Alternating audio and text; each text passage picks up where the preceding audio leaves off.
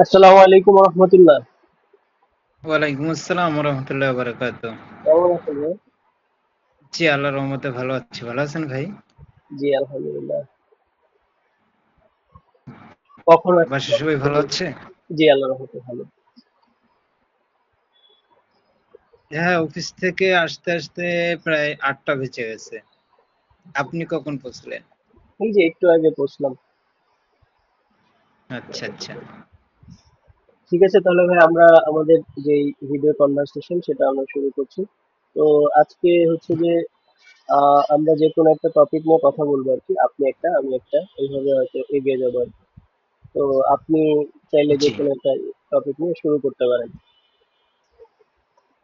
জি আচ্ছা। আমরা জানি আল্লাহ রাসূল সাল্লাল্লাহু আলাইহি সাল্লাম অর্থাৎ আল্লাহ পাক রব্বুল আলামিন 1 লক্ষ মতান্তরে 2,24,000 পয়গম্বর আল্লাহ পাক রব্বুল আলামিন যুগে যুগে পাঠিয়েছেন।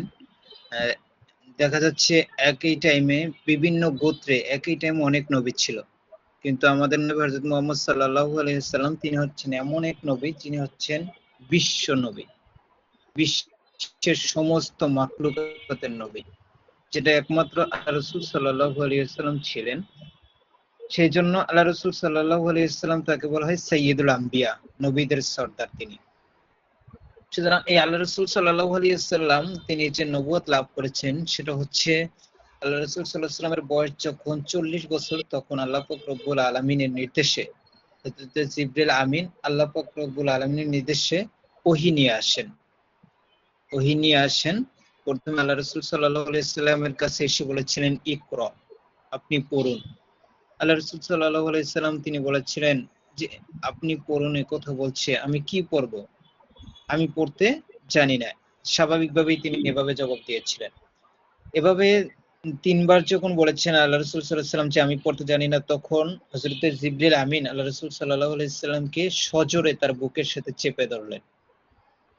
চেপে ধরার পরে আল্লাহ রাসূল সাল্লাল্লাহু আলাইহি ওয়াসাল্লাম ধারাবাহিকভাবে তিনি সূরা আলাকের 5টি আয়াত, শুরুর 5টি আয়াত, বিসমিল্লাহির রহমানির রহিম, ইকরা বিসমি রাব্বিকাল্লাযী খলাক, খলাকাল ইনসানা মিন আলাক, ইকরা ওয়া রাব্বুকাল আকরাম, আল্লাযী আল্লামা বিল কলাম, আল্লামাল ইনসানা মা লাম ইয়ালাম। এই 5টি আয়াত আল্লাহ পাক রব্বুল আলামিনের নির্দেশে জিবরিল আমিন তাকে যেভাবে নির্দেশনা দিয়ে দেওয়া হয়েছিল সেই নির্দেশনা মোতাবেক কাজ করার পরে আল্লাহ রাসূল সাল্লাল্লাহু আলাইহি ওয়াসাল্লাম তিনি এই 5টি আয়াত তেলাওয়াত করলেন। এই হলো আল্লাহ রাসূল সাল্লাল্লাহু আলাইহি ওয়াসাল্লামের উপরে নবুয়তের অর্থাৎ ওহীর সূচনা। এরপর আল্লাহ রাসূল সাল্লাল্লাহু আলাইহি ওয়াসাল্লাম যখন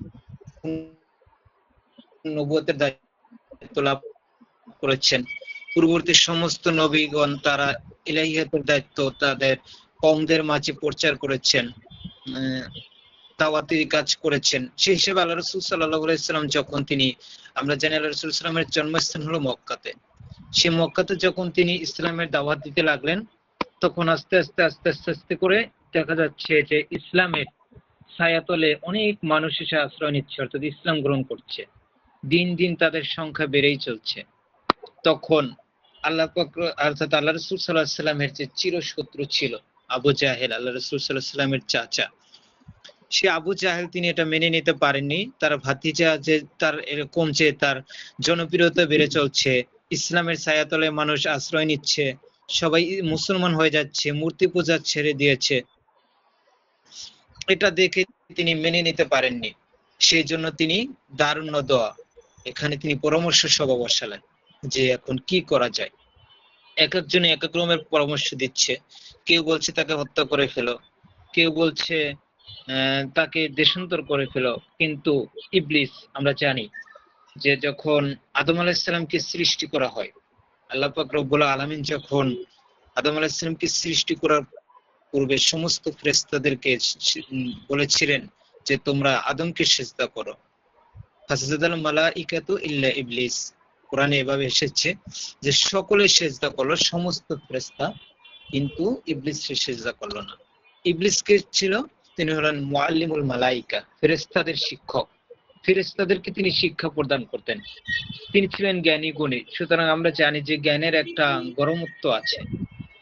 সেই গরম, সেই অহংকার প্রদর্শন করতে গিয়ে সে তার জ্ঞান এখানেও তিনি তার জ্ঞানকে প্রয়োগ করলেন। তিনি আল্লাহ পাক রব্বুল আলামিনকে বললেন যে আদম হচ্ছে মাটির তৈরি আর আমি হচ্ছি আগুনের তৈরি, সুতরাং মাটির কাজ সে নিম্নগামী থাকবে আর আগুন সে দাউ দাউ করে উপরের দিকে ওঠে। সুতরাং যদি সেজদা করতে হয় আদম আমাকে সেজদা করবে, আমি আগুন হয় কেন নত হব। এই কথা যখন তিনি তার জ্ঞান এখানে প্রয়োগ করলেন তখন আল্লাহ পাক রব্বুল আলামিন তাকে শাইতান রজিম, বিতাড়িত শয়তান, এই খেতাব দিয়ে তাকে জান্নাত থেকে বের করে দিলেন। কিন্তু জান্নাত থেকে ঠিক তিনি বের হয়েছেন, কিন্তু তিনি যে আল্লাহ পাক রব্বুল আলামিনের একজন নৈকট্যশীল ছিলেন, যিনি বলা হয়েছে যে জমিনের এমন কোন অর্থাৎ সমগ্র পৃথিবীর এমন কোন স্থানে যেখানে ইবলিস সেজদা করেননি, মানে তিনি এত বড় ইবাদত গুজারি ছিলেন। কিন্তু তখন ওই ইবলিস, যেহেতু তিনি আল্লাহর নৈকট্য একজন লোক ছিলেন, সেই হিসেবে তিনি বলেছিলেন যে আমি জান্নাত থেকে বের হব কিন্তু আমাকে 3টি পাওয়ার দিতে হবে।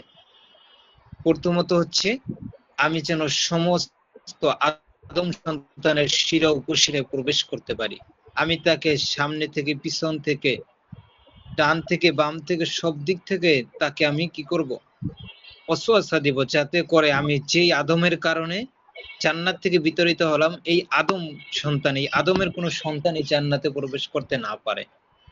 এরপরে হচ্ছে আমাকে কিয়ামত পর্যন্ত হায়াত দিতে হবে, কিয়ামত পর্যন্ত আমি যেন বেঁচে থাকি। আর তৃতীয়ত হচ্ছে আমি যখন যে সূরাত আকৃতি ধারণ করতে ইচ্ছা পোষণ করব সেভাবে যেন আমি সেই আকৃতি ধারণ করতে পারি। আল্লাহ পাক রব্বুল আলামিন তার 3টা এই যে আবেদন মঞ্জুর করেছিলেন। আমি এই ইবলিসের এতগুলো কথা বললাম জাস্ট সেখানে যে এই ইবলিস সে কে ছিল। সেই ইবলিসের কাজ তো হচ্ছে আহ আদম সন্তানকে জান্নাতে প্রবেশ করতে দিবে না, তাদেরকে অবশ্যই সে জাহান্নামী করে ছাড়বে। সেই হিসেবে আবু জাহেলের যতটুকু জ্বলেছে, তার যতটুকু কষ্ট লেগেছে, তার চেয়ে বেশি মন খারাপ, তার চেয়ে বেশি হয়রান ছিল হচ্ছে ইবলিস। যেহেতু যে দেখছে যে মুহাম্মদ সে দাওয়াত দিচ্ছে, কিন্তু এই দাওয়াতের কারণে তো সবাই ইসলাম গ্রহণ করছে, এক ইলাহের ইবাদতের দিকে সবাই মনোনিবেশ করছে, তাহলে তো আমার দায়িত্ব অর্থাৎ আমার যে টার্গেট সেটা তো আর পূর্ণ হবে না, তারা তো সবাই জান্নাতে চলে যাবে। সেই জন্য আবু এই ইবলিস তিনি মুরব্বী সেজে, সবার মুরব্বী সেই হিসেবে তিনি একটা প্রস্তাব করলেন যে দেখো, দেশের বাইরে যে তোমরা দেশান্তর করার কথা বলছো, সে সে যে দেশে যাবে সেই দেশে যখন সে তার দিনের কথা বলবে, তার কথার মধ্যে জাদু আছে, সে তো একজন জাদুকর, তখন ওই দেশের মানুষগুলো তার প্রতি আবার আকৃষ্ট হয়ে যাবে। সুতরাং এটাও করা যাবে না, তাকে কি করতে হবে, হত্যা করে ফেলতে হবে। এই ষড়যন্ত্র যখন তারা চূড়ান্ত পর্যায়ে উপনীত হলো, তখন আল্লাহ পাক রব্বুল আলামিন তার হাবিবকে পূর্বে জানিয়ে দিয়েছিলেন যে এরকম করে আপনাকে হত্যা করার জন্য তারা আসবে, সুতরাং আপনি আবু বকরকে নিয়ে, আপনার সঙ্গে আবু বকরকে নিয়ে হিজরতের জন্য বের হয়ে যাবেন। সেই হিসেবে পূর্বে আল্লাহ রাসূল সাল্লাল্লাহু আলাইহি সাল্লাম আবু বকরকে অবহিত করেছিলেন। আবু বকর রাদিয়াল্লাহু তাআলা আনহু তিনি সেভাবে প্রস্তুত ছিলেন।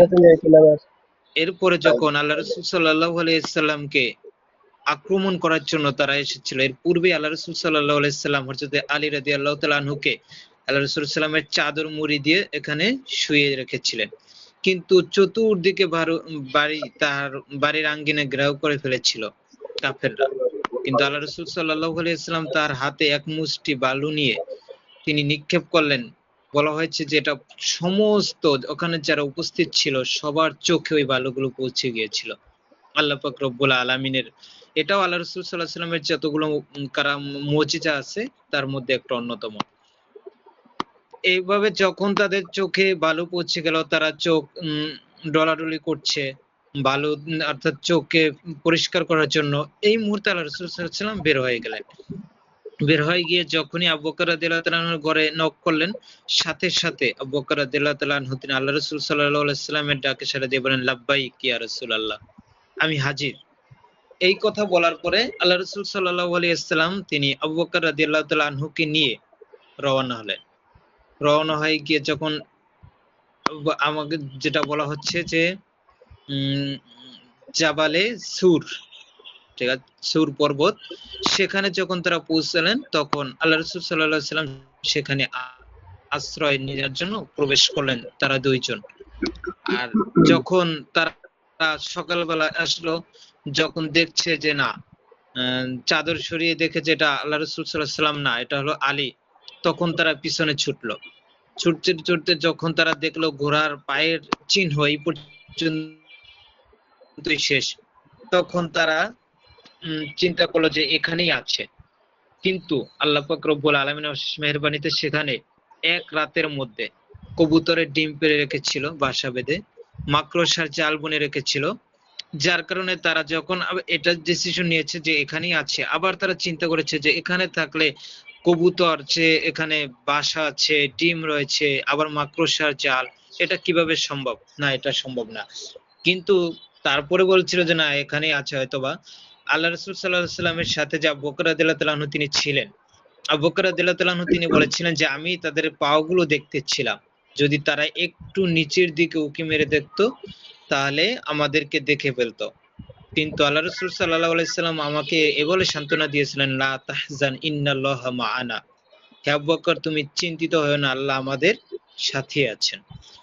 এভাবে আল্লাহ রাসূল সাল্লাল্লাহু আলাইহি সাল্লামকে এভাবে সারে গুহা, মানে জাবালে সুর, সুর পর্বতে এভাবে আশ্রয় নিয়েছিলেন। কিন্তু তারা তো যে আল্লাহ রাসূল, আল্লাহ পাক রব্বুল আলামিন এভাবেই সবকিছু পরিকল্পনা করে রেখেছেন। তারা অপরাগ হয়ে আবার পূর্বের ন্যায় ফিরে আসলো। আল্লাহ রাসূল সাল্লাল্লাহু আলাইহি ওয়াসাল্লাম তিনি সেখান থেকে পরবর্তীতে মদিনায় এসে তার ইসলামের দাওয়াত দিতে শুরু করলেন। এটাই ছিল সংক্ষিপ্ত আল্লাহ রাসূল সাল্লাল্লাহু আলাইহি ওয়াসাল্লামের হিজরতের ইতিহাস। এখন আমি তো অনেক কথা বলেছি, ভুল ত্রুটি অবশ্যই ক্ষমা করবেন। ভুল ত্রুটি মানুষের মাঝেই হবে। না, এখন মাশাআল্লাহ, অনেক ইনশাআল্লাহ আপনি সুন্দর বলেছেন, চমৎকার। তো এই হিজরত থেকে আমরা অনেকগুলো শিক্ষা পাই। তো প্রধানত যে শিক্ষাটা পাচ্ছি আমরা, সেটা হচ্ছে যে যে কোনো অবস্থাতেই থাকেন, যতটা কঠিন নির্দেশই আসুক আল্লাহ পাকের পক্ষ থেকে সেটা পালন করতে হবে, এবং দিনের প্রচারের জন্য প্রয়োজনে নিজের দেশ ত্যাগ করারও প্রয়োজন হতে পারে। আপনি আরো দুই একটি চাইলে অ্যাড করতে পারেন।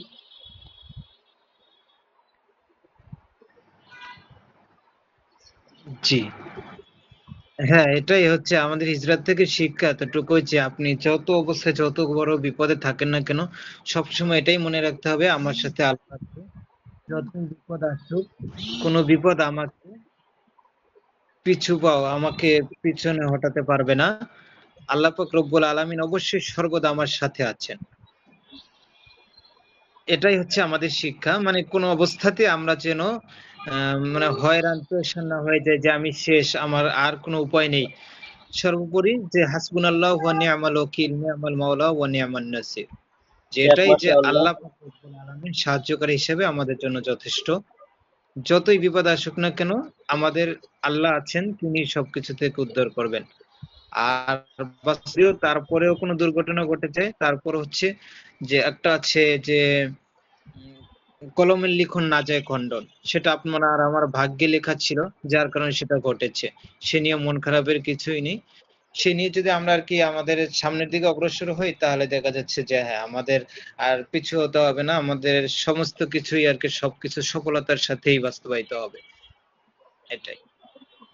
মাশাআল্লাহ, সুন্দর বলেছেন। আপনি একজন নবী, আমাদের প্রিয় নবী হযরত মুহাম্মদ সাল্লাল্লাহু আলাইহি ওয়াসাল্লাম সম্পর্কে যেহেতু বলেছেন, আমি আর আল্লাহ পাকের আরেকজন নবী হযরত মুসা আলাইহিস সালাম সম্পর্কে একটু বলতে চাই।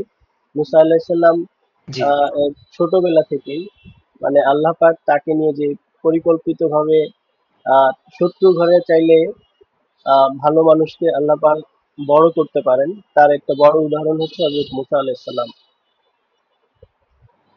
তো আমরা সবাই জানি যে মিশরের তৎকালীন যে রাজা ছিল তার নাম ছিল হচ্ছে ফেরাউন। এটা মূলত হচ্ছে ওদের একটা বংশগত নাম, যেটাকে বলে ফেরাউন।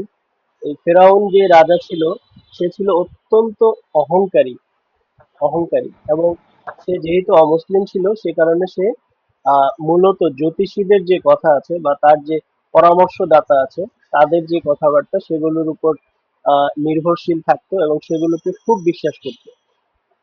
তো একজন জ্যোতিষী এসে হযরত মুসা, সরি, ফেরাউনকে বলল যে হচ্ছে যে এই রাজ্যে যদি কোনো ছেলে জন্মগ্রহণ করে সে তোমার রাজত্ব কেড়ে নেবে এবং তোমার জায়গাতে সে বসে যাবে, সে তোমার রাজত্বটাকে ধ্বংস করে দিবে। তো এটা শোনার পরে ফেরাউন তো আগে থেকে অহংকারী ছিল, তো সে হচ্ছে প্রচন্ড এটা নিয়ে খুব চিন্তিত ছিল, এবং যে কারণে সে হচ্ছে পরিকল্পনা করলো যে এই রাজ্যে কোনো ছেলে সন্তানকে সে আর বড় হতে দিবে না, এবং যেই ছেলে সন্তান জন্মগ্রহণ করে তাকেই সে হচ্ছে হত্যা করে ফেলবে। হ্যাঁ, তো এভাবে পরিকল্পনা করলো সে। পরিকল্পনা করতে করতে সে যখন সব ছেলে সন্তান, অনেক ছেলে সন্তানকে সে হত্যা করে ফেললো, কিন্তু আল্লাহ তাআলা করলেন কি, তার পরিকল্পনার বিপরীতে আল্লাহ তাআলার যে পরিকল্পনা সেটা ছিল যে আল্লাহ তাআলা তার ঘরেই হযরত মুসা আলাইহিস সালামকে লালন পালন করে দেখিয়ে দেবেন।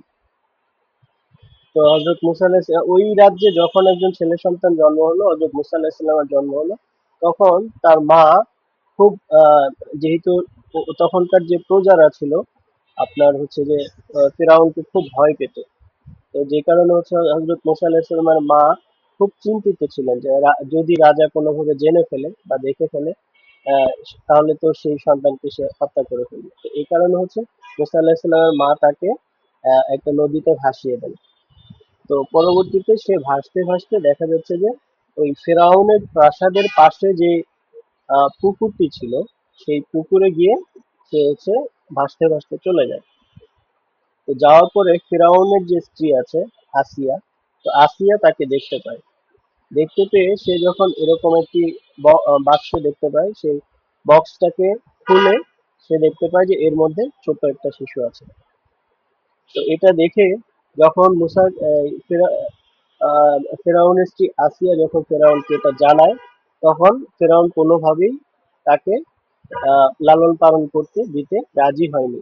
কিন্তু আসিয়া তাকে অনেক বুঝিয়ে শুনিয়ে রাজি করায় যে হ্যাঁ, এই শিশুকে আমরা দত্তক হিসেবে রেখে দিব। তো তখন হচ্ছে যে হযরত মুসা আলাইহিস সালাম এর ধাত্রীমার, কোনো ধাত্রীমারই তিনি দুধ পান করছিলেন না। তো এইভাবে যখন ফেরাউন এর এই নিউজটি জেনে যায় সবাই, তখন হযরত মুসা আলাইহিস সালামের যে অরিজিনাল মা ছিলেন, তিনি কোনো না কোনো ভাবে জিনিসটি জেনে নেন। জেনে তারপরে তিনি হচ্ছে দুধ পান করাতে আসেন। তখন হচ্ছে মুসা আলাইহিস সালাম ওনার যে আসল মা তার থেকে তিনি দুধ পান করেন। তো এখান থেকেও বোঝা যাচ্ছে যে আল্লাহ তাআলা চাইলে মা বাবার ভালোবাসা যে কোনো ভাবেই সন্তানের প্রতি অনেক আহ, খারাপ পরিস্থিতির মধ্যেও রাখতে পারেন। তো তখন আসিয়ার ঘরে যখন হযরত মুসা আলাইহিস সালামকে বড় করা হচ্ছে, আসিয়া লালন পালন করছে।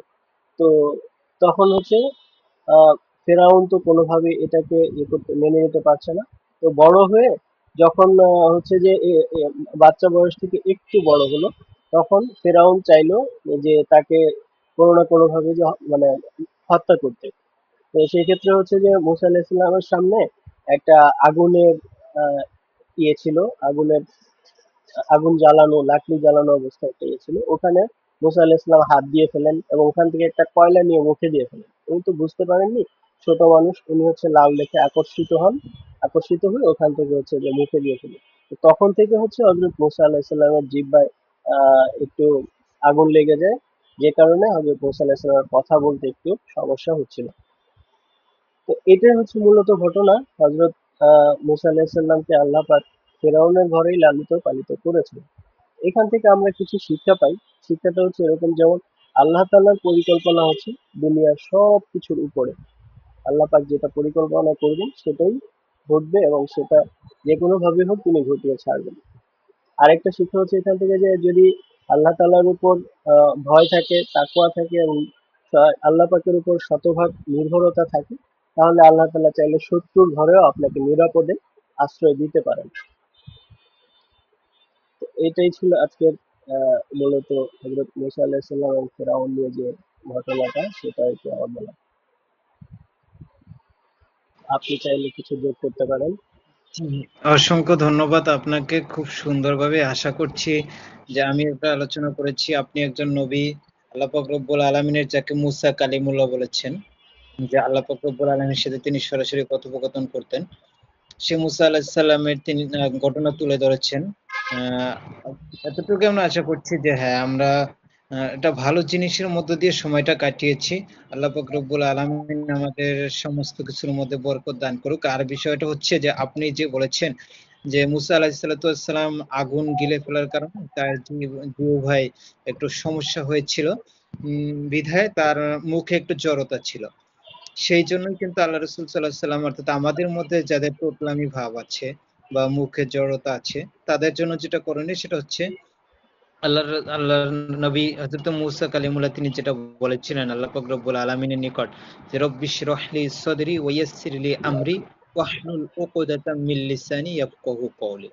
সুতরাং এখান থেকে আমাদের একটা শিক্ষা যে হ্যাঁ, এই দোয়াগুলো যদি আমরা পড়ি, আমাদের মুখের যাদের জড়তা রয়েছে, কথা বলতে গেলে আটকে যায়, তারা যদি আমরা এই সমস্ত আয়াতগুলো বেশি বেশি পাঠ করি, অবশ্যই অবশ্যই হয়তো বা দেখা যাচ্ছে আপনার আমার জবান ঠিক নেই বা পবিত্র নেই, সেই জন্য কাজ হচ্ছে না, বাট আল্লাহ পাক রব্বুল আলামিনের কোরআনের আয়াত প্রত্যেকটা 100 এর উপরে যদি কোনো নাম্বার দিয়ে তাকে মূল্যায়ন করা হয়, সেটাই আল্লাহ পাক রব্বুল আলামিন প্রত্যেকটা কালামুল্লাহ সেভাবেই বাস্তবায়িত হবে, হচ্ছে, কিয়ামত পর্যন্ত হবে, এটাই চিরসত্য কথা। সুতরাং আমাদের মধ্যে যাদের মুখের সমস্যা জড়তা আছে, তারা এই সমস্ত কোরআনের আয়াতগুলো বেশি বেশি তেলাওয়াত করতে পারি। আল্লাহ পাক রব্বুল আলামিন আমাদের সকলকে তাওফিক দান করুক, আমিন। তার আমরা এখানে বিদায় নিচ্ছি জি, নাকি? অসংখ্য ধন্যবাদ ভাই সময় দেওয়ার জন্য। আমরা আবার হয়তো কথা বলবো আরেকদিন ইনশাআল্লাহ। আজকের মতো তাহলে আল্লাহ হাফেজ। ইনশাআল্লাহ, আল্লাহ হাফেজ। আসসালামু আলাইকুম। ওয়ালাইকুম আসসালাম ওয়া রাহমাতুল্লাহ।